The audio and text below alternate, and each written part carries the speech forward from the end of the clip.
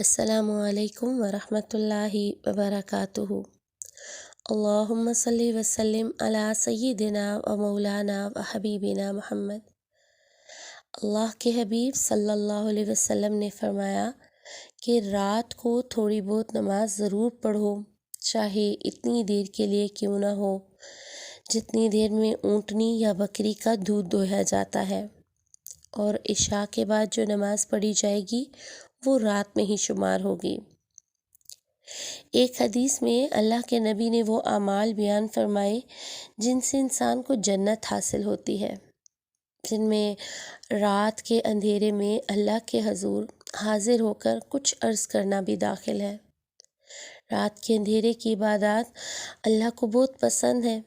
اور یہ قیام اللیل یعنی تہجد میں شمار ہوتی ہے، اور یہ فرض نمازوں کے بعد سب سے افضل نماز ہے۔ ہر عبادت کی اپنی لذت، اپنا سرور اور حلاوت ہوتی ہے جو عبادت کرنے والا محسوس کرتا ہے، اور رات کی نماز کی لذت اور حلاوت یہ دنیا کی ہر نعمت سے زیادہ ہوتی ہے۔ جن قلوب کو اللہ سے محبت ہوتی ہے وہ ایسی گھڑیاں تلاش کرتے ہیں، اور سب سے بہترین گھڑیاں وہ رات کا آخری حصہ ہے۔ وہ ایسے خوبصورت لمحات ہوتے ہیں کہ حدیث میں آتا ہے اللہ رب العزت روزانہ 2/3 رات گزرنے کے بعد آسمان دنیا کی طرف نزول فرماتے ہیں اور کہتے ہیں کہ میں بادشاہ ہوں، کوئی ہے جو مجھے پکارے تو میں پکار کا جواب دوں، کوئی ہے جو مجھ سے مانگے تو میں عطا کروں، کوئی ہے جو معافی طلب کرے تو اس کے گناہ معاف کروں۔ اور یہ ندا مسلسل لگتی ہے یہاں تک کہ فجر طلوع ہو جائے۔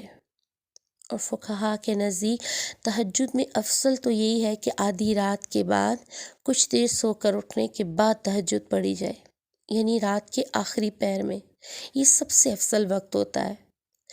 لیکن اگر کسی وجہ سے کوئی رات کو اٹھ کر پڑھنا کسی کے لیے مشکل ہے تو رات کے پہلے پہر میں پڑھ لے تاکہ اس کی فضیلت سے محروم نہ ہو۔ اور وتر کے بعد بھی جو 2 رکعت نفل ہوتے ہیں، ان کے بارے میں حدیث میں آتا ہے کہ ان کو اس لیے پڑھا جاتا ہے کہ رات کے آخری پہر میں آنکھ نہ کھل سکے تو ہم تہجد سے محروم نہ ہوں۔ تو اس سے پتہ چلتا ہے کہ اگر ہم اول شب میں تہجد کی نیت سے کچھ رکعات پڑھ لیتے ہیں تب بھی ہمیں تہجد کی فضیلت اور ثواب حاصل ہو جاتا ہے، کیونکہ اللہ کی رحمت سے جو بھی ہمیں مل جائے وہ بہت بڑی نعمت ہے۔ اور جن کو رات کے آخری حصے میں اٹھنا مشکل لگے تو کوشش کریں جب بھی کبھی رات کے وقت آنکھ کھلے اسی وقت بستر پر تھوڑی دیر کے لیے بیٹھ جائیں، کچھ دعا کر لیں، کم از کم 3 بار یہی دعا کر لیں، اللہم اغفر لی، اللہم اغفر لی، اللہم اغفر لی، کیونکہ حدیث میں رات کے وقت اللہ کا منادی آواز لگاتا ہے کہ ہے کوئی مغفرت کرنے والا کہ میں مغفرت کروں۔ تو ایسے وقت میں اگر ہم بے نیاز رہیں تو یہ بڑی ناقدری کی بات ہے۔ جب بھی آنکھ کھلے نماز نہ بھی پڑھ سکیں تو تھوڑی دیر بیٹھ جایا کریں، دعا ہی کر لیا کریں، اور دعا کرنے کے بعد سو جائیں، اور اس بات کو اپنے پر لازم کر لیں کہ جب بھی آنکھ کھلے گی تو میں نے یہ کرنا ہے، کیونکہ اگر ہم اس بات کو لازم کریں گے تو ایک وقت ایسا آئے گا اللہ ہمیں تہجد پڑھنے کی ضرور توفیق عطا فرمائیں گے، کیونکہ اللہ تعالیٰ نے نیکیوں میں یہ خاصیت رکھی ہے کہ ایک نیکی دوسری نیکی کو کھینچتی ہے۔ اور دوسرا طریقہ جو کہ حضرت تھانوی رحمۃ اللہ علیہ نے بیان فرمایا کہ اگر رات کو اٹھنے کی ہمت نہیں ہوتی تو عشاء کے فرض اور سنت کے بعد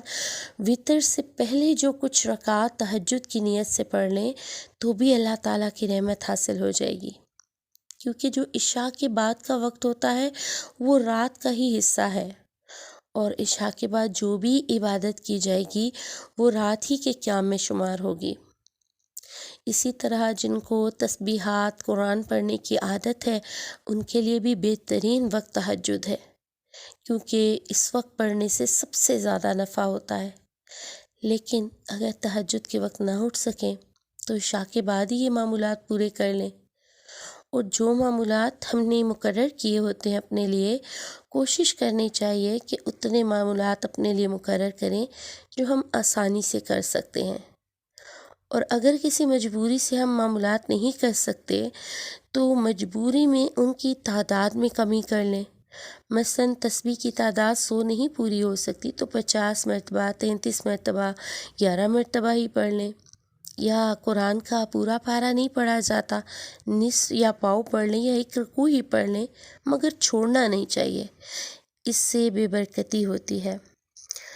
اور اگر کوئی عبادت جتنی کرنی تھی اتنی نہیں کی، یا جس کیفیت سے ہم نے کرنی تھی وہ نہیں کر سکے، تو استغفار کرنی چاہیے کہ اللہ تعالیٰ مجھ سے یہ عمل نہیں ہو سکا۔